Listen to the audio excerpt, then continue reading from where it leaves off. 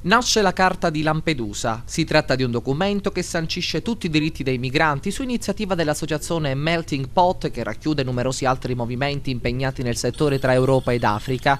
La prima parte della Carta elenca i principi e la seconda disegna le attuali politiche migratorie. I promotori del documento spiegano che la Carta di Lampedusa non è una proposta di legge o una richiesta agli Stati e ai governi.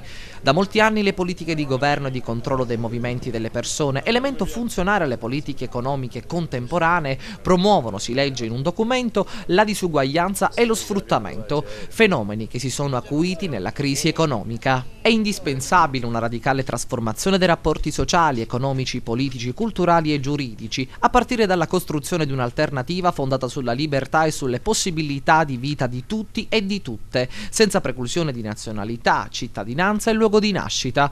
E intanto a Lampedusa è stato inaugurato il centro operativo Caritas Migrantes. Si tratta di un presidio operativo stabile coordinato da Caritas Italiana insieme alla Fondazione Migrantes e dalla Caritas Agrigentina, che consentirà ad un'equipe formata da operatori e volontari di tutte le Caritas e le Migrantes diocesane d'Italia di garantire un servizio di sostegno ai migranti e di supporto volontario all'organizzazione istituzionale dell'accoglienza, oltre che di contrasto alla povertà e marginalità sociali presenti sull'isola. Il centro operativo sarà un punto di riferimento per l'intera popolazione e per le istituzioni e il terzo settore impegnati nell'accoglienza.